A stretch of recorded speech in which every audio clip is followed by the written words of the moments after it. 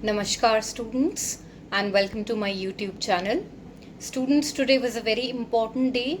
It was our UPSC Prelims Examination 2022 and I hope all of you did very well on your paper.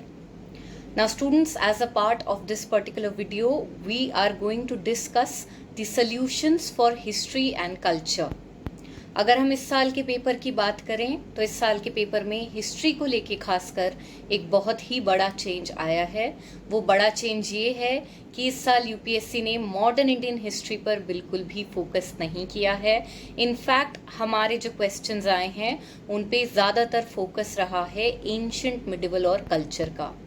Overall history के 16 questions आए हैं और उन 16 में से 12 क्वेश्चंस आपके एंशिएंट मिडिवल और कल्चर के रहे हैं। स्टूडेंट्स, ये एक बहुत ही बड़ा शिफ्ट है हिस्ट्री के ट्रेंड एनालिसिस में। हम देखते हैं कि हिस्ट्री के अंदर 16 से लेके 22 तक जितने भी क्वेश्चंस आते हैं हर साल, उनके अंदर 50% क्वेश्चंस लगभग मॉडर्न इंडिया के होते हैं। लेकिन इस साल हम देख रहे हैं कि हमारे more than 50% questions ancient medieval और आर्ट एंड कल्चर से आ गए हैं। एंड अगेन स्टूडेंट्स, इससे हम एक ही बात समझ सकते हैं कि कोर्स में कोई भी पोर्शन छोड़ने लायक नहीं है, क्योंकि हर साल ट्रेंड्स बदलते हैं। सो स्टूडेंट्स, इसके साथ में अब हम हमारा डिस्कशन शुरू करते हैं। चलिए स्टूडेंट्स, डिस्कशन शुरू करते हैं। डिस्कशन शुरू करने से पहले मैं आपको अपना परिचय दे दूं। मेरा नाम शुभांगी शर्मा है। मैं दिल्ली यूनिवर्सिटी की एल्यूमनाई हूं और पिछले 5 साल से यूपीएससी के लिए हिस्ट्री और कल्चर पढ़ा रही हूं। अब स्टूडेंट्स, अगर हम इस पर्टिकुलर वीडियो की बात करें तो हमारा फोकस एंशिएंट मिडिवल और कल्चर पर रहेगा। इस साल हमारे पास टोटल 16 क्वेश्चन आए हैं हिस्ट्री और कल्चर के, जिसमें से 12 क्वेश्चन आपके एंशिएंट मिडिवल और कल्चर के रहे हैं और बचे हुए जो 4 क्वेश्चन हैं वो हमारे मॉडर्न इंडिया के रहे हैं। अगर स्टूडेंट्स डिफिकल्टी की बात करें तो पेपर काफ़ी डिफिकल्ट आया है। हिस्ट्री के क्वेश्चन हर साल ही थोड़े डिफिकल्ट आया करते हैं। यहाँ पर भी हम देखेंगे अराउंड 40 to 45% पेपर डुएबल है एंड उसके आगे कई क्वेश्चंस रहते हैं जो कि थोड़े डिफिकल्ट हैं। लेकिन स्टूडेंट्स, आप देखेंगे कि जो डिफिकल्ट क्वेश्चंस भी हैं उसके अंदर अगर हम एलिमिनेशन मेथड लगाएं तो 2 से 3 क्वेश्चंस के आंसर्स हम निकाल पाएंगे। इसीलिए स्टूडेंट्स, आगे बढ़ते हैं और देखते हैं कि क्या मेजर क्वेश्चंस रहे, किन स्रोतों से, किन सोर्सेस से ये क्वेश्चंस आए हैं और इनको कैसे सॉल्व किया जा सकता है।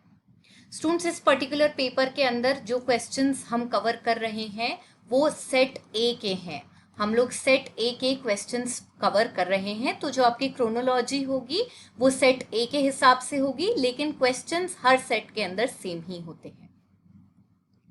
सबसे पहला क्वेश्चन जो है स्टूडेंट्स वो है क्वेश्चन नंबर 52 सेट ए में से, और इसके अंदर हमसे जो सवाल पूछा गया है वो ये है कि मिडिवल इंडिया से रिलेटेड एक टर्म है फनम, और इसका मतलब ये फनम जो टर्म है ये किस इन चारों ऑप्शंस में से किससे रिलेट करती है। देखिए स्टूडेंट्स, सबसे पहले अगर हम इस क्वेश्चन के स्टेटस की बात करें तो ये एक्सट्रीमली डिफिकल्ट है। एक्सट्रीमली डिफिकल्ट स्टूडेंट्स इसलिए है क्योंकि आपको अपनी रूटीन बुक जो भी मिडिवल इंडिया की हो गई, चाहे वो सतीश चंद्रा हो गई, आपकी एनसीईआरटी हो गई, नितिन सिंघानिया से अगर आप कल्चर कवर कर रहे हैं, कहीं भी आपको ये टर्म देखने को नहीं मिलेगी। तो मेरा तो ये मानना है कि जो भी बच्चे इस सवाल को छोड़ के आए हैं तुक्का मारने की जगह, तो उनके लिए बहुत ज्यादा फायदा रहेगा। अगर हम इसके आंसर की बात करें स्टूडेंट्स तो फनम जो टर्म है इसका आंसर होगा option B, that is coins. Basically students, फनम जो टर्म है वो हमारे को मराठास और त्रावणकोर किंग्स, कोची में थे त्रावणकोर किंग्स। कोची यानी अपना केरला पड़ गया प्रेजेंट स्टेट, ठीक है। तो कोची के किंग्स और मराठा किंगडम जो था ये दोनों एक कैटेगरी ऑफ कॉइन्स निकालते थे जिसको बोला जाता था फनम। ओके, और ये जो फनम होते थे स्टूडेंट्स ये मेजरली गोल्ड कॉइन्स होते थे, बहुत ही हाई प्योरिटी के, यानी कि गोल्ड कंटेंट बहुत ज्यादा होता था इनमें। ये गोल्ड कॉइन्स होते थे जो कि मराठा एम्पायर और त्रावणकोर केरला के किंग्स चलाया करते थे। इसलिए स्टूडेंट्स इस पर्टिकुलर क्वेश्चन का आंसर होगा दैट द टर्म फनम refers to gold coins. Proceeding further students, जो हमारा अगला सवाल है एंशिएंट और मिडिवल से, उसके अंदर आप देखिए क्वेश्चन नंबर 55 है। क्वेश्चन नंबर 55 के अंदर हमसे पूछा गया है कि ये 4 किताबों के नाम दिए गए हैं हमें, और हमें बताना है कि इन चारों में से जैनिज्म, जैन धर्म से एसोसिएटेड कौन सी किताबें हैं। अब यहाँ पे स्टूडेंट्स अगर हम सोर्सेस की बात करें तो ये पर्टिकुलर क्वेश्चन जो है बहुत ही आसानी से आपकी क्लास 11th की जो नई एनसीईआरटी है, an introduction to Indian art, उससे सॉल्व किया जा सकता है। This is a very important book students that is covering your art and architecture from ancient times to medieval times, an amazing text book जिसके अंदर से लगभग हर साल सवाल आ रहे हैं। अब यहाँ पे स्टूडेंट्स आप देखेंगे कि हम इस किताब को ये आंसर करने के लिए कैसे यूज कर सकते हैं। सो बेसिकली स्टूडेंट्स आप देखेंगे ये जो बाकी 3 किताबें हैं दैट इज 1, 3 एंड 4, इनका नाम तो नहीं है टेक्स्ट के अंदर, लेकिन हमारी क्लास 11th की किताब का चैप्टर नंबर जो 4 है, post modern trends in Indian art and architecture, इसके अंदर आप देखेंगे कि जब हम खास करके अजंता की बात करते हैं, अजंता के अंदर जो पेंटिंग्स हैं और भरूच और सांची में जो स्कल्पचर्स हैं, ये सारे ही बुद्धिस्ट स्कल्पचर्स हैं और इनकी थीम के बारे में बताया हुआ है। और इसकी थीम में बताया हुआ है कि जो पेंटिंग्स हमें मिलती हैं बुद्धिज्म की, चाहे वो अजंता हो गया उसके अंदर, या फिर जो स्कल्पचर मिलते हैं सांची और भरूच के अंदर, उनकी मेजर थीम में आती है जातक और अवदान टेल्स। स्टूडेंट्स ये जो अवदान टेल्स हैं ये भी बुद्धिज्म में एक बहुत ही इंपॉर्टेंट लिटरेरी टेक्स्ट है, और इनकी थीम, इनके अंदर जो कहानियां कवर करी गई हैं वो बहुत हद तक जातक से सिमिलर हैं। इसके अंदर आपको बुद्धा की पुरानी लाइफ और उनकी लाइफ के मेजर इवेंट्स के बारे में पता चलता है। अब इससे हम इस क्वेश्चन को कैसे सॉल्व कर सकते हैं? बेसिकली अगर आप देखेंगे तो जो हमारा थर्ड पॉइंट है वो बोल रहा है अवदान शतक, और हमारे को पक्का पता है कि अवदान टेल्स जो हैं ये बुद्धिस्ट होती हैं। अब क्योंकि ये बुद्धिस्ट टेल्स होती हैं तो जहां जहां हमारे को नंबर 3 ऑप्शन दिख रहा है उसको हम काट देंगे और हम सीधे अपने आंसर पर आ गए हैं, that is option B which is 2 and 4। और 2 एंड 4 ही स्टूडेंट्स 2 किताबें हैं जो कि जैनिज्म से एसोसिएटेड हैं। तो सिंपली स्टूडेंट्स देखने में ये सवाल बहुत डिफिकल्ट लग रहा है, लेकिन ये one of the easiest questions है, क्योंकि अवदान टेल्स का नाम आपको अपनी एनसीईआरटीज में हर बुद्धिज्म से रिलेटेड चैप्टर के अंदर मिलेगा। और अगर आपको इतना सा भी याद रह गया कि अवदान टेल्स बुद्धिस्ट होती हैं तो एलिमिनेशन मेथड से बहुत ही आसानी से इस क्वेश्चन को सॉल्व किया जा सकता है।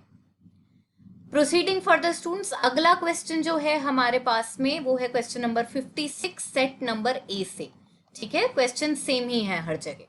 So here in students you will सी कि हमारे को 3 हिस्टोरिकल पर्सन्स के नाम दिए हुए हैं और पूछा गया है कि ये कौन से धर्म को बिलोंग करते हैं। अब स्टूडेंट्स डिफिकल्टी वाइज देखा जाए तो अगेन ये काफी ही डिफिकल्ट क्वेश्चन है। इसमें अगर आप नाथ मुनि देखें तो नाथ मुनि का नाम आपको फिर भी एनसीईआरटी के अंदर मिल जाएगा, लेकिन आर्यदेव और दीगनाग इन दोनों के ही नाम आपको एनसीईआरटी में नहीं मिलेंगे, तो ये एक्सट्रीमली डिफिकल्ट कैटेगरी का क्वेश्चन है। अब यहाँ पर इस क्वेश्चन को थोड़ा ध्यान से डिटेल में समझते हैं। बेसिकली स्टूडेंट्स अगर आप देखेंगे तो ये सवाल दोबारा से बुद्धिज्म और जैनिज्म की सेक्ट के ऊपर है। 2014 से हम खास करके देख रहे हैं बुद्धिज्म और जैनिज्म पे सीधे क्वेश्चन नहीं आते हैं, इनकी सेक्ट रिलेटेड बहुत ही डेप्थ में क्वेश्चन आते हैं। या तो कोई डीपेस्ट सेक्ट का नाम आ जाएगा या फिर उससे एसोसिएटेड किसी स्कॉलर का नाम आ जाएगा, और इस कारण ये सवाल डिफिकल्ट बनते जा रहे हैं। अब यहाँ पर आप देखेंगे स्टूडेंट्स की सबसे पहली जो बात है वो ये है कि हमारे बुद्धिज्म के जो 2 मेन स्कूल थे, हीनायान और महायान, ये आगे जाके और कैटेगरीज के अंदर टूट गए। सो यहाँ पे आप देखेंगे हीनायान 2 मेजर स्कूल में टूटा, विच इज वैभाषिक और दूसरा है सौत्रांतिका। ठीक है, तो बुद्धिज्म में हमारे जो 2 स्कूल्स हैं हीनायान और महायान, ये आगे जाके और कैटेगरीज में टूटते हैं, जिसमें पहला है हीनायान जो कि वैभाषिक और सौत्रांतिका में टूट गया है। उसके अलावा हमारा जो दूसरा बड़ा स्कूल है महायान स्कूल, वो भी आगे जाके 2 मेजर स्कूल्स में टूटता है। एक है मध्यमक जिसको हम शून्यवाद भी बोलते हैं, और दूसरा है योगचार जिसे विज्ञानवाद भी बोला जाता है। तो महायान और हीनायान के अंदर ये 2 मेजर स्कूल टूटे हुए हैं। अब बेसिकली यहाँ पर आप देखेंगे students what happened, there was a new school which was a logico epistemological, ठीक है, यानी कि लॉजिक और रीजनिंग के बेसिस पर एक नया स्कूल बना बुद्धिज्म के अंदर, जिसमें आपको सौत्रांत्रिक और योगचार के कैरेक्टरिस्टिक्स मिलेंगे। यानी कि हिनायान से टूटा हुआ एक स्कूल और महायान से टूटा हुआ एक स्कूल, इन दोनों की आइडियोलॉजी को मिला के एक नया ही स्कूल बुद्धिज्म के अंदर बना। और उस स्कूल के जो सबसे मेन प्रोपाउंडर थे वो थे दीगनाग। As a part of that, students, you will understand that Dignag is one person who is a Buddhist scholar who had created a new school which was based on logic and reasoning, and it had elements of both Hinayan and Mahayan, wherein Sautrantric from Hinayan and Yogachar from Mahayan were the main ideological cores which were reflected as a part of this new school started under the aegis of important Buddhist scholars, out of which one was Dignag. अब यहाँ पे students आप देखेंगे कि जो दीगनाग है इनके साथ में एक बहुत ही इंपॉर्टेंट काम भी एसोसिएटेड है, जिसे बोलते हैं परमाण समुच्चय। तो ये परमाण समुच्चय अगेन स्टूडेंट्स इंडियन लॉजिक के अंदर लॉजिक और रीजनिंग की बात कर रहा है। ये टॉपिक काफी ज्यादा इंपॉर्टेंट हो गया है स्टेट और यूपीएससी दोनों ही एग्जाम्स के लिए। तो मैं अपने सारे स्टूडेंट्स को बोलूंगी कि इस पर्टिकुलर टॉपिक की इन डेप्थ तैयारी करें। तो यहाँ से हमें पता चल जाता है स्टूडेंट्स कि दीगनाग जो है वो एक बुद्धिस्ट स्कॉलर है, इसलिए हमारा ये वाला पॉइंट तो सही है। अब हम आगे बढ़ते हैं, आगे देखते हैं दूसरा स्कूल। स्टूडेंट्स हमने एक देखा कि हिनायान के बाद महायान है और महायान में दो स्कूल है, मध्यमार्ग और दूसरा योगचार। तो इसमें से जो मध्यमार्ग स्कूल है इसको शून्यवाद भी कहा जाता है और इसको नागार्जुन नाम के एक बहुत ही फेमस बुद्धिस्ट फिलोसोफर ने स्टार्ट किया था। नागार्जुन का नाम स्टूडेंट्स आपको ओल्ड एनसीईआरटी जो है आर.एस. शर्मा उसके अंदर भी मिल जाएगा, लेकिन इसके आगे की इंफॉर्मेशन आर.एस. शर्मा में नहीं मिलती है, इसलिए हमें थोड़ा आगे डेप्थ में बुद्धिज्म जैनिज्म पढ़ना पड़ता है। सो बेसिकली स्टूडेंट्स शून्यवाद स्कूल जो है उसका एक बहुत ही फेमस काम है जिसे बोलते हैं मूल मध्यमिका, और इसके फाउंडर थे नागार्जुन। इन नागार्जुन जो है ये जो सबसे बड़े बुद्धिस्ट फिलोसोफर रहे मध्यमिका स्कूल के, इनके सबसे फेमस डिसाइपल हैं आर्यदेव, जिन्होंने चतुष्शतक लिखी है। तो यहाँ पे आप देख सकते हैं स्टूडेंट्स, है तो ये काम बुद्धिस्ट फिलोसोफर का ही, लेकिन ये महायान स्कूल से है और नागार्जुन के सबसे बड़े डिसाइपल को आर्यदेव कहा जाता है। तो यहाँ पे हमने देखा दीगनाग तो सही है, वो तो बुद्धिस्ट फिलोसोफर हैं, लेकिन आर्यदेव वाला पॉइंट गलत है क्योंकि ये जैन स्कॉलर नहीं है, he is also a Buddhist scholar. Proceeding further students, हमारा तीसरा जो ऑप्शन है वो है नाथ मुनि। नाथ मुनि की अगर हम बात करें तो नई एनसीईआरटी अगर आप देखेंगे, हमारी मिडिवल इंडिया की नई एनसीईआरटी है क्लास 7th की, आवर पास्ट 2। आवर पास्ट 2 के अंदर एक पूरा चैप्टर सूफिज्म और भक्ति मूवमेंट को डेडिकेटेड है, एंड उसके अंदर हमें पता चलता है that there are two categories of saints in South India that had emerged in 8th century, and these were Alvars and Nayanars। इसके अंदर स्टूडेंट्स जो अलवर सेंट्स होते थे, they were devotees of Lord Vishnu, that means these were Vaishnavite saints। And here in students, when we talk about Nath Muni, he was also a Vaishnavite saint to whom a very important literary text known as Divya Prabandhanam is dedicated। तो आप देख सकते हैं students कि ये एक Alwar Saint हैं। इसमें हमें एकदम डिटेल्ड इंफॉर्मेशन तो एनसीईआरटी में नहीं मिलती है, लेकिन दिव्य प्रबंधम और अलवर सेंट्स इनके नाम हमारे को एनसीईआरटी में मिल जाते हैं। तो उस फेंट रेफरेंस से इसको सॉल्व किया जा सकता है। तो यहाँ पे क्योंकि दो हिस्टोरिकल पर्सन और उनका एसोसिएशन सही है, इसलिए हमारा आंसर होगा option C, that is 2 pairs are correct.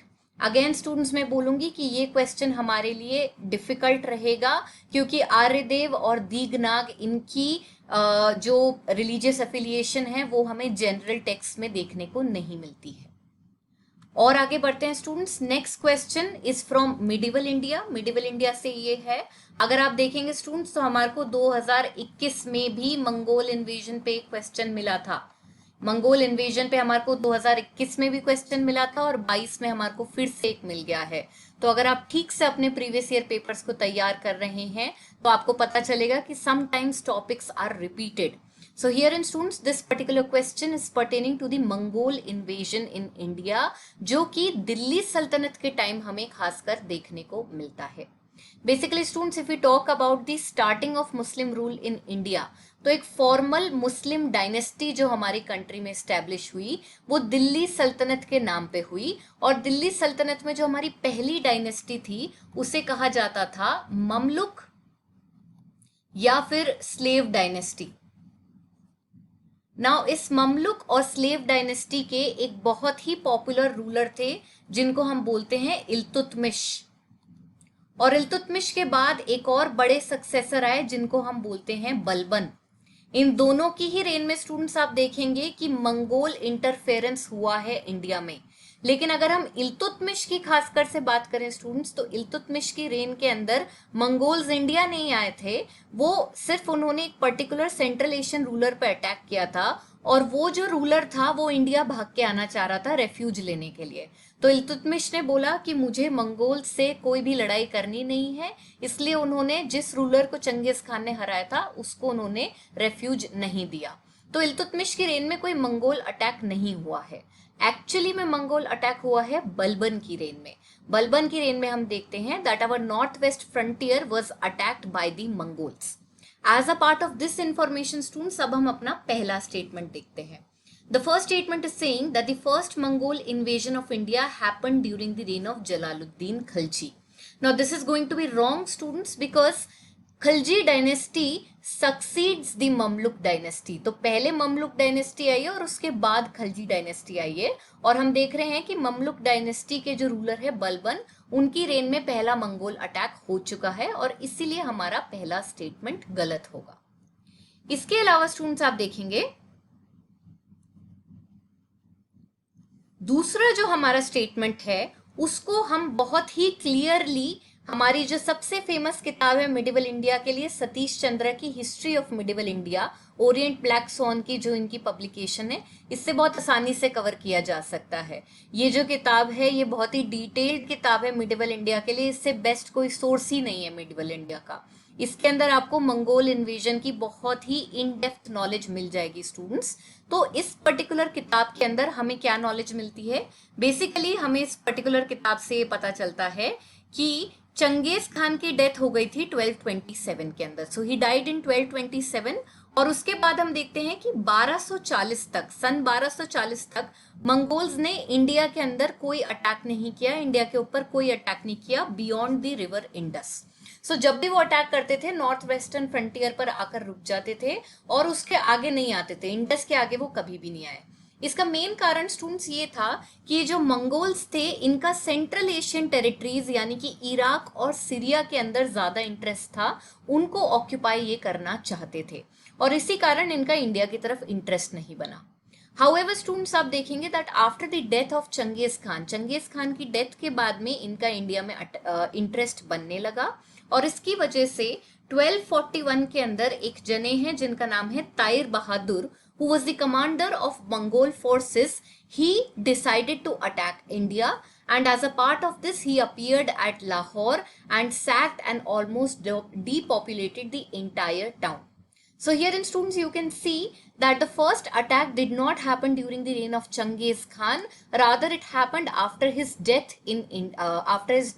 and after that we see that there is this particular commander, that is Tair Bahadur, who decides to attack Lahore. And students, all of this is happening during the reign of Balban, and that is why we see that the first statement is going to be completely incorrect. Apart from that students, you will see that after conquering Lahore they also capture Multan. However students, Balban was able to recover this place, that is Multan, but was unable to recapture other territories that were taken by the Mongols. As a result of these Mongol invasion students, Balban decided to repair the forts of Tabarhind, Sunam and Saman. ये तीनों के तीनों पंजाब में हैं। इन तीनों को इन्होंने दोबारा से प्रॉपरली रिकंस्ट्रक्ट करवाया, इनको रिपेयर करवाया, जिससे कि यहाँ से एक स्ट्रिक्ट विजिलेंस रखी जा सके और मंगोल इससे आगे ना आ सके। और बलबन खुद भी दिल्ली में पूरे टाइम एक स्ट्रिक्ट विजिलेंस के साथ बैठे रहे, उन्होंने कहीं भी और एक्सपेंशन करने की कोशिश नहीं करी। अपनी पूरी रेन के अंदर वो दिल्ली में बैठे रहे इस डर में कि मंगोल्स आके मेरी कैपिटल को डिस्ट्रॉय ना कर दें। ठीक है, तो ये कुछ कारण रहे जिसकी वजह से हम देखते हैं कि मंगोल इंडिया आए बलबन की रेन में, उन्होंने क्या क्या एरियाज को कैप्चर किया और इसके बाद में बलबन का क्या रिस्पॉन्स रहा, उन्होंने कैसे मंगोल्स को शांत रखा और अपनी कैपिटल पे इन्वेड करने से रोके रखा। हाउएवर स्टूडेंट्स, अगर हम इस क्वेश्चन के सेकंड पॉइंट पर जाते हैं तो ये भी हमारे लिए बहुत अच्छे से सतीश चंद्र और हमारे जो इग्नू के नोट्स होते हैं, दैट इज egyankosh.ac.in, इसके अंदर हमें इसकी बहुत अच्छी जानकारी मिलती है। तो अगर आप स्क्रीन पे देखेंगे स्टूडेंट्स, तो हम देख सकते हैं कि अलाउद्दीन की रेन के अंदर the Mongol incursions extended further and attempted to ravage Delhi by 1299 under a person known as Qutlugh Khwaja. तो कुतलुक ख्वाजा स्टूडेंट्स एक मंगोल थे और 1299 में उन्होंने दिल्ली पर अटैक कर दिया। ये अटैक काफी ही सीवियर था और इससे एक लार्ज स्केल डेवस्टेशन हुआ और मंगोल्स ने दिल्ली को बिसीज यानी कि कैप्चर कर लिया। इतनी बुरी तरह से उन्होंने कंट्रोल कर लिया था स्टूडेंट्स दिल्ली को कि अलाउद्दीन अपनी कैपिटल के अंदर एंटर भी नहीं कर पा रहे थे। इस टाइम पे आप देखेंगे स्टूडेंट्स, अलाउद्दीन अपनी कैपिटल में नहीं थे, वो दूसरे कॉन्क्वेस्ट्स के लिए इंडिया में बिजी थे और इसीलिए बहुत ही आसानी से मंगोल्स ने दिल्ली को कैप्चर कर लिया था। लेकिन स्टूडेंट्स आप देखेंगे कि कुछ समय बाद, that is in 1306 and 1308, Alauddin ने बहुत ही इंपॉर्टेंट चेंजेस किए अपनी पॉलिसी में towards Mongols and he was able to repulse their attacks.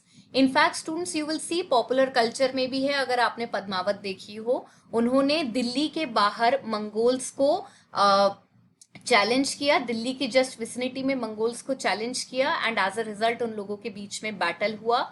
ये बैटल डिसाइसिव नहीं था, लेकिन बहुत लंबे समय तक मंगोल्स अपना ग्राउंड होल्ड नहीं कर पाए और वापस चले गए। और इसीलिए स्टूडेंट्स अलाउद्दीन खिलजी को एक बहुत ही इंपॉर्टेंट रूलर माना जाता है दिल्ली सल्तनत का, because he was one amongst the first rulers who was able to repulse the attacks of Mongols and make them leave India. तो हमने ये देख लिया स्टूडेंट्स कि पहला स्टेटमेंट तो गलत है, क्योंकि यहाँ पर हमने देखा है कि बलबन की रेन में पहला अटैक हुआ था, ना कि जलालुद्दीन खिलजी। दूसरा पॉइंट ये कहता है that during the reign of Alauddin Khilji one Mongol assault march up to Delhi and besieged the city. ये एग्जैक्ट लाइन स्टूडेंट्स मैंने आपको निकाल के दिखा दी है, सतीश चंद्र में भी है और इग्नू के मटेरियल में भी है, इसलिए पॉइंट 2 सही होगा। अब स्टूडेंट्स इसके आगे आपको तीसरा स्टेटमेंट पढ़ने की जरूरत ही नहीं है, क्योंकि एलिमिनेशन के मेथड से फिर आप देखेंगे 1 and 3 कट गया, 3 कट गया, हमको मालूम है कि 1 गलत है तो ए ऑप्शन भी कट गया, hence we are only left with option B, that is 2 only. That means that only the second option is going to be correct and hence option B is the correct answer. Let's proceed further students. जो हमारा next question है ये भी medieval India से है, extremely difficult question, कहीं भी इसका कंटेंट हमें देखने को नहीं मिल रहा है, कोई भी जो हमारी जनरल बुक्स हैं उनके अंदर ये कंटेंट नहीं है, इसीलिए अगर आपने इसको नहीं अटेम्प्ट किया है तो बहुत अच्छी बात है, नेगेटिव होने से बच गया। So herein students, when we talk about this particular question, it is saying that with reference to Indian history, who of the following were known as कुलाह दारन। अब यहाँ पे अगर आप देखेंगे स्टूडेंट्स तो मिडिवल इंडिया में कुलाह का मतलब होता है हेड्रेस या फिर एक तरीके की कैप, और इस क्वेश्चन का आंसर है students option D, that is Syed. तो सैयद स्टूडेंट्स हमारी मिडिवल इंडिया के अंदर एक डायनेस्टी थी, ठीक है, दिल्ली के ऊपर इन्होंने रूल किया है और ये जो सैयद थे स्टूडेंट्स ये पॉपुलर थे, ये जाने जाते थे पॉपुलर कल्चर में क्योंकि एक बहुत ही डिफरेंट टाइप का हेड गियर यानी कि कैप पहनते थे जिसको बोला जाता था कुलाह, और इसी की वजह से इनका पॉपुलरली नाम पड़ा कुलाह दरन and hence our final answer for this particular question is going to be option D. However, students, I would still like to tell you that this was an extremely difficult question and if you have not attempted it, you are amongst the 99% of crowd who did not know the answer to it. Proceeding further students, हमारा next question है question number 60। ये सवाल ancient India से है। अगर हम इस सवाल के कंटेंट की बात करें तो हमारी जो जनरल बुक्स हैं यानी कि NCERT और आर एस शर्मा की ही पब्लिकेशन पढ़ना पसंद करते हैं ज्यादातर बच्चे, तो उसके अंदर ये जो कंटेंट है ये बहुत ठीक से नहीं दिया हुआ है। हाउएवर स्टूडेंट्स, अगर आपने 2021 के पेपर पे ठीक से ध्यान दिया है, अगर आपने 2021 के पेपर पे ठीक से ध्यान दिया है तो आपने रियलाइज किया होगा कि एंशिएंट इंडिया में 2 से 3 क्वेश्चन सीधे सीधे रोमिला थापर से आए थे। लास्ट ईयर भी मैंने अपने स्टूडेंट्स को रेकमेंड किया था कि अगर आपके पास टाइम है तो आप रोमिला थापर पढ़ें, और इस साल तो खासकर कि एंशिएंट इंडिया का फोकस देखते हुए आप स्टूडेंट्स को समझ जाना चाहिए कि हमें एनसीईआरटी से थोड़ा ऊपर पढ़ना पड़ेगा। सो स्टूडेंट्स, ये जो सवाल है ये हमारा सीधे सीधे रोमिला थापर की बुक से आया है, that is the penguin history of early India. और जो चैप्टर है जिसमें से ये सवाल आया है that is the emergence of empire Mauryan India. Arthashastra के ऊपर क्वेश्चन है। अर्थशास्त्र कौटिल्य की जो थी वो मौर्यन डायनेस्टी के अंडर लिखी गई थी, तो नेचुरली जो हमारा चैप्टर है वो मौर्यन एम्पायर वाला है। ठीक है, आगे बढ़ते हैं स्टूडेंट्स और इसका कंटेंट देखते हैं। पेज नंबर 86 जो है हमारा रोमिला थापर का, वहां पे हमारे को इस क्वेश्चन का आंसर मिलता है। पहले एक बार सवाल देख लेते हैं। So the question is saying that according to Kautilya's Arthashastra which of the following statements are correct. हमें 3 स्टेटमेंट दिए हुए हैं, ये तीनों ही स्टूडेंट स्लेवरी के ऊपर है, ये तीनों ही सवाल स्लेवरी के ऊपर हैं, और इसका डायरेक्ट कंटेंट आपको सीधा सीधा मिलेगा रोमिला थापर की penguin history of early India, इसके पेज नंबर 86 से। तो स्टूडेंट्स, जैसा कि आप अपनी स्क्रीन पर देखेंगे, यहाँ पर आपको दिखेगा that Romila Thapar is saying that first of all slavery was a recognized institution and it was a legal relationship between the master and the slave.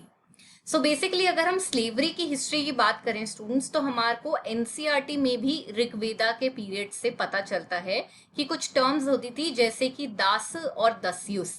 और बेसिकली इनिशियली जो हम स्लेवरी की बात करते हैं उसमें स्लेव्स वो होते थे जिनको आर्यन ट्राइब्स ने आके कॉन्कर कर लिया था।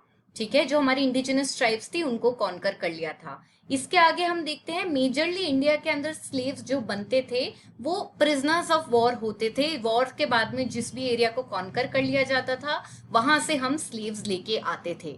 इन स्लेव्स की कंडीशन कैसी होनी चाहिए, इनको कैसे ट्रीट करना चाहिए, इसमें इंडियन पॉलिटिकल फिलोसोफर्स और थिंकर्स जैसे कि कौटिल्य, मनु, नारद एटसेट्रा, इन्होंने अपने कॉन्ट्रीब्यूशंस दिए हैं।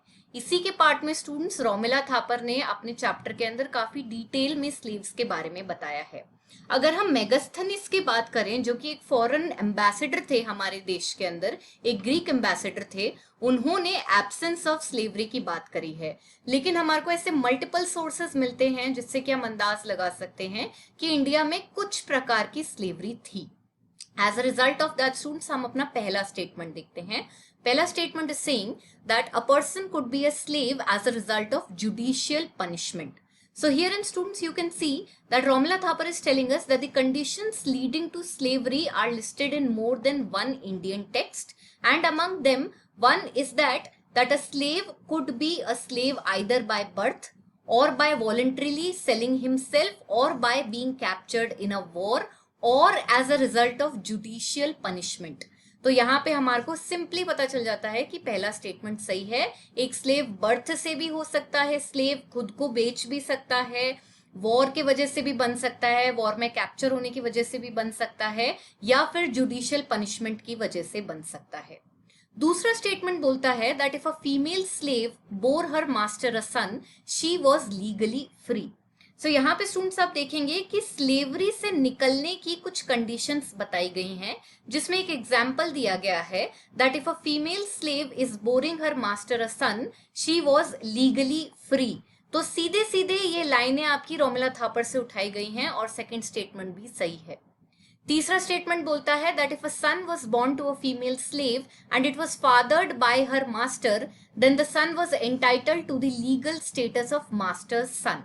So herein students, again the third point is that not only would the female slave become free, but the child was entitled to the legal status of a son of the master.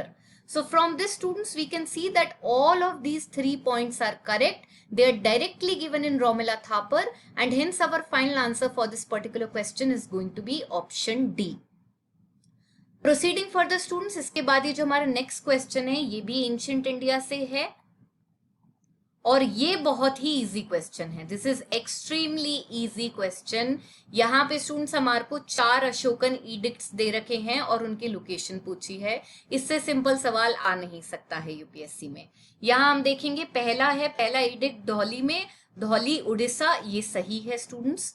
दूसरा है एरागुड्डी, और एरागुड्डी भी students Andhra Pradesh में है, ये correct point है। इसके बाद में हमें तीसरा जो रॉक एडिक्ट दिया हुआ है वो है जोगाड़, ये मध्य प्रदेश में नहीं है स्टूडेंट्स, ये भी उड़ीसा में है और इसलिए ये पेयर इनकरेक्ट है। लास्ट जो पेयर हमें दिया हुआ है वो है कलसी, ये कर्नाटका में नहीं है स्टूडेंट्स, ये उत्तराखंड में है, ये उत्तराखंड में है, इसलिए ये पॉइंट गलत है। तो यहाँ पे आप देखेंगे काफी फैक्चुअल क्वेश्चन है लेकिन आसान है, क्योंकि अशोक के पीरियड में उनके एडिक्ट्स और उनके लोकेशन ही सबसे इंपॉर्टेंट मानी जाती है। And since we can see that only 2 pairs are correct, hence our final answer for this particular question is going to be option B. Proceeding further students, next question है। इस question की अगर हम बात करें तो ये भी पहली बात तो एंशिएंट इंडिया से है। दूसरी बात स्टूडेंट्स ये मॉडरेट है, मीडियम क्वेश्चन है, मीडियम लेवल का क्वेश्चन है, इसलिए क्योंकि इसमें हमारे को डायनेस्टी और उनके रूलर्स के नाम दिए हुए हैं। जब भी हम एनसीईआरटी भी पढ़ते हैं तो स्टूडेंट्स का ध्यान नहीं जाता है रूलर्स के नाम के ऊपर, वो आगे बढ़ जाते हैं।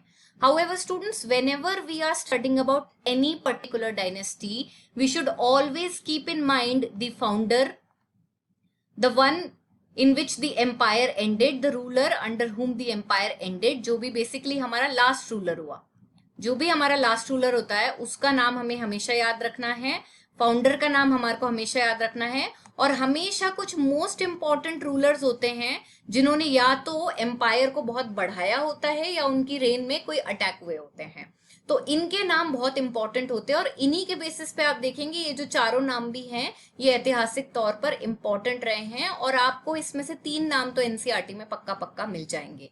इसमें से जो 3 नाम आपको एनसीईआरटी में मिल रहे हैं, आपकी आर.एस. शर्मा में मिल रहे हैं, आर.एस. शर्मा की पब्लिकेशन में मिल जाएंगे, वो है 1, 3 और 4। ये आपको आर.एस. शर्मा की एंशिएंट इंडिया के अंदर स्टूडेंट्स मिल जाएंगे आसानी से।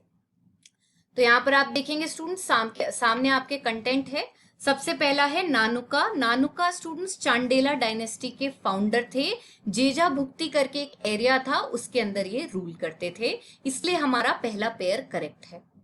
दूसरा पेयर है जयशक्ति। जयशक्ति भी स्टूडेंट्स चांडेला डायनेस्टी के ही एक बहुत पॉपुलर रूलर थे, लेकिन यहाँ पे परमार डायनेस्टी लिखा है और इसलिए ये गलत होगा। तीसरे स्टूडेंट्स है नागभट्ट टू। नागभट्ट टू का नाम आपको जब आप गुर्जर प्रतिहारा डायनेस्टी के बारे में पर्टिकुलरली ट्राइपार्टाइट स्ट्रगल पढ़ रहे होंगे, ट्राइपार्टाइट स्ट्रगल में आप देखेंगे नागभट्ट टू का नाम आपको मिल ही जाएगा और ये गुर्जर प्रतिहारा डायनेस्टी को बिलोंग करते हैं, इसलिए ये पेयर भी करेक्ट है। लास्ट पेयर जो है स्टूडेंट्स हमारा वो है भोज और इसके आगे लिखा है राष्ट्रकूटा डायनेस्टी। ये इसलिए गलत है स्टूडेंट्स क्योंकि पॉपुलर कल्चर में भी इनका नाम बहुत लिया जाता है। इनका पूरा नाम है भोज परमार और ये परमार डायनेस्टी को बिलोंग करते हैं। तो यहाँ पे हम देखेंगे सिर्फ पहला और तीसरा पेयर करेक्ट है, इसीलिए हमारा आंसर होगा option B, that is only 2 pairs are correct. तो इस पूरी इंफॉर्मेशन में स्टूडेंट्स अगेन मैं आपको बोलूंगी क्वेश्चन मीडियम लेवल का था, जिसमें कि नागभट्ट और भोज ये तो बहुत ही पॉपुलर रूलर्स हैं और इनके थ्रू आप अगेन एलिमिनेशन से आंसर पे 50% पे तो आप पहुंच ही सकते हैं, इसलिए ये मीडियम लेवल का क्वेश्चन हुआ। प्रोसीडिंग फर्दर स्टूडेंट्स, जो हमारा अगला सवाल है वो है योग Vashishtha was translated into Persian by Nizamuddin Panipat during the reign of। Again students ये जो सवाल है ये मिडिवल इंडिया से है और ये जो सवाल है इसको हम मॉडरेट कैटेगरी में रखेंगे क्योंकि आपको इसका आंसर नितिन सिंघानिया से मिल सकता है। तो बेसिकली स्टूडेंट्स इस क्वेश्चन का सिंपल सा आंसर है, इसका आंसर होगा option C, that is Shahjahan. ये जो योग वशिष्ठ है स्टूडेंट्स, इसको दारा शिकोह ने ट्रांसलेट करवाया था पर्शियन के अंदर। बेसिकली शाहजहां के बेटे थे दारा शिकोह, औरंगजेब भी शाहजहां के बेटे थे और दारा शिकोह को ही क्राउन प्रिंस माना जा रहा था कि शाहजहां को ये ही सक्सीड करेंगे, ये औरंगजेब के कंपैरिजन में बहुत अलग थे। अगर देखा जाए तो इनकी अकबर से पर्सनालिटी बहुत मिलती थी। He was a person who was a great patron of arts and particularly literature, and as a part of that इन्होंने अपने लाइफ टाइम में कई किताबें, कई संस्कृत किताबों का पर्शियन में ट्रांसलेशन कराया था, जैसे कि भगवत गीता और योग वशिष्ठ। तो यहाँ पर आप देख सकते हैं, क्योंकि ये जो काम हुए हैं ये शाहजहां की रेन में हुए हैं, hence we can see that our final answer for this particular question is going to be option C. Proceeding further, students, the next question is pertaining to a bhakti saint, that is Ramanuj. ये अभी news में भी रहे हैं क्योंकि इनकी एक second tallest statue को इनॉग्रेट किया गया है। जब भी कोई इंसान न्यूज में होता है तो उसका सवाल आने का लाइक्लीहुड होता है पेपर के अंदर। आजकल स्टूडेंट्स, हिस्ट्री और culture is not devoid of current affairs. History is no more something of a subject which is absolutely static, rather we have to correlate it with the news that is going on. So in that sense students, Ramanuja के बारे में हम देखते हैं, उनसे related हमारे को information यहाँ मिलती है। अब यहाँ पे स्टूडेंट्स मैं आपको बताऊं, इस क्वेश्चन को हम मिडिवल इंडिया का क्वेश्चन है ये, और कैटेगरी हुई इसकी एक्सट्रीमली इजी। कैटेगरी स्टूडेंट्स इसलिए एक्सट्रीमली इजी हुई क्योंकि इसमें आपको करंट अफेयर्स का पॉइंट देके कंफ्यूज कर दिया गया है, क्योंकि जो स्टेटमेंट है वो सीधे सीधे एनसीईआरटी से है। इनफैक्ट स्टूडेंट्स, आपकी क्लास 7th की एनसीईआरटी है नई वाली, आवर पास 2 का चैप्टर नंबर 8 है, जिसके अंदर आपको भक्ति सेंट्स के बारे में डिटेल में बताया गया है। इसमें स्टूडेंट्स जब रामानुज की बात होती है तो रामानुज का पहला ही लाइन है that he was born in Tamil Nadu in 11th century and he was an Alvar saint. उसके बाद इनकी डिस्क्रिप्शन की पहली लाइन है, according to him the best means of attaining salvation was through intense devotion to lord Vishnu, और यही हमारा पहला स्टेटमेंट है, and this is the correct answer, that is option A. इसके आगे आपको पढ़ने की जरूरत ही नहीं है। जो बच्चा एनसीईआरटी को ठीक से थरली पढ़ के गया है उनको पता चल जाएगा that this is a very very easy question, where in the first statement itself is given in your NCERT, class 7th NCERT, the Sufi and Bhakti tradition chapter number 8, and hence our final answer will be option A. Proceeding further students to the last question, herein the question is talking about again a recent phenomena. So basically हमारे जो prime minister हैं श्री नरेंद्र मोदी, उन्होंने अभी एक circuit house को inaugurate किया है Somnath temple में, और उसके कॉन्टेक्स्ट में हमसे सोमनाथ टेम्पल के ऊपर सवाल पूछा गया है। अगर स्टूडेंट्स आप करंट अफेयर्स देखेंगे तो एक्सटेंसिव कवरेज मिली है इस पर्टिकुलर न्यूज को, और जिस भी कोचिंग इंस्टीट्यूट के मटेरियल को आप फॉलो कर रहे हैं वहां पे हिस्ट्री और कल्चर के सेक्शन में डेफिनेटली सोमनाथ टेम्पल को बार बार कवर किया गया होगा। As a part of that students, इससे रिलेटेड कुछ इंफॉर्मेशन देख लेते हैं। नाउ सोमनाथ टेम्पल स्टूडेंट्स हम जानते हैं बहुत ही फेमस टेम्पल रहा है, बहुत ही रिच टेम्पल था, जिसके अंदर बहुत सारे हमारे को रिसोर्सेज देखने को मिलते हैं। Now this particular temple was first among the 12 Jyotirlings, and this is a symbolic representation of Lord Shiva. This is located in the state of Gujarat. ये जो प्रेजेंट टेम्पल है स्टूडेंट्स, जो अभी हम सोमनाथ टेम्पल विजिट करके आएंगे, जो अभी बना हुआ है, ये चालुक्यन स्टाइल में बना हुआ है। एक बहुत ही पॉपुलर डायनेस्टी थी चालुक्याज ऑफ गुजरात, तो उनका जो आर्किटेक्चर स्टाइल है उसके अंदर ये टेम्पल बना हुआ है। इस टेम्पल के इतिहास के बारे में बात करें स्टूडेंट्स, तो एक 11th सेंचुरी के अरब ट्रैवलर थे जो कि इंडिया आए थे, और इन्होंने इस टेम्पल के बारे में अपनी किताब, जो कि बहुत ही फेमस किताब है किताबुल हिंद, उसके अंदर डिस्क्रिप्शन दिया हुआ है सोमनाथ टेम्पल का। यहाँ पे उन्होंने बताया है कि कैसे महमूद गजनी ने सोमनाथ टेम्पल को लूटा था, वहां पे लूटपाट करी थी। उसके अलावा स्टूडेंट्स, क्योंकि इस टेम्पल में इतने ज्यादा पैसे थे, बहुत ही रिच टेम्पल था ये, बार बार इस पे मुस्लिम अटैक्स हुए हैं और इसकी वजह से ये डिस्ट्रॉय हो गया था। As a result of that students, जब हमारे देश को इंडिपेंडेंस मिल गई तो हमने इस टेम्पल को रिकंस्ट्रक्ट कराया है। ये टेम्पल सरदार वल्लभ भाई पटेल, जिनको आयरन मैन ऑफ इंडिया भी कहा जाता है, उनके रेन के अंदर, उनके पीरियड के अंदर इस टेम्पल का रिकंस्ट्रक्शन हुआ था, जो हमें आज देखने को मिलता है। उसके अलावा स्टूडेंट्स, जो हमारे देश के फर्स्ट प्रेसिडेंट रहे हैं डॉक्टर राजेंद्र प्रसाद, इन्होंने यहाँ पे ज्योतिर्लिंग को स्थापित किया था 1951 में। रिसेंटली स्टूडेंट्स आप देखेंगे न्यूज में रहा है एक सिमिलर तरह का रिचुअल, जिसे हम प्राण प्रतिष्ठा कहते हैं, जिसमें ज्योतिर्लिंग की पूजा की जाती है, उसको राम मंदिर अयोध्या में भी नरेंद्र मोदी ने किया है। तो इस तरह का जो रिचुअल है ये राम मंदिर अयोध्या में जो स्थापित हुआ है उसमें भी हुआ है, और इसी तरह का कुछ हम देखते हैं कि पोस्ट इंडिपेंडेंस पीरियड में राजेंद्र प्रसाद ने भी सोमनाथ टेम्पल में किया था। इस इंफॉर्मेशन के बेसिस पे स्टूडेंट्स अब हम हमारे स्टेटमेंट्स पर आते हैं। पहला स्टेटमेंट कहता है that Somnath temple is one of the jyotirlinga shrines. This is going to be a correct statement students, as we have already discussed the same.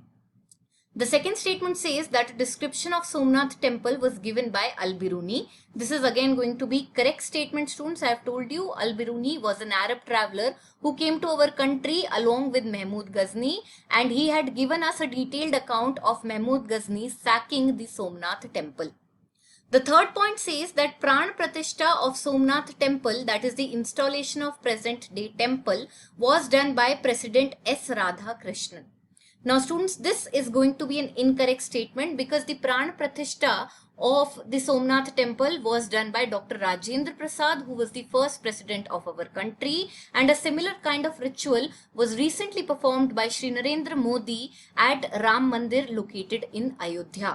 So keeping these points in mind students, we can easily see that our final answer for this particular question is going to be option A. So students, with this we have completed our discussion on ancient, medieval and culture. Again students, याद रखने की जो बात है वो यही है कि इस बार वेटेज के तौर पे सबसे ज्यादा क्वेश्चंस हमें एंशिएंट, मिडिवल और कल्चर से मिले हैं, और इससे हमें पता चलता है कि यूपीएससी का ट्रेंड कुछ भी नहीं है, यहाँ पे कोई भी चीज रिपीट नहीं होती है. सोर्सेस की अगर हम बात करें स्टूडेंट्स, तो एंशिएंट इंडिया में रोमिला थापर एक इंपॉर्टेंट सोर्स बनी है. लास्ट 2 से 3 साल में हमें उसमें से डायरेक्ट स्टेटमेंट्स देखने को मिल रहे हैं.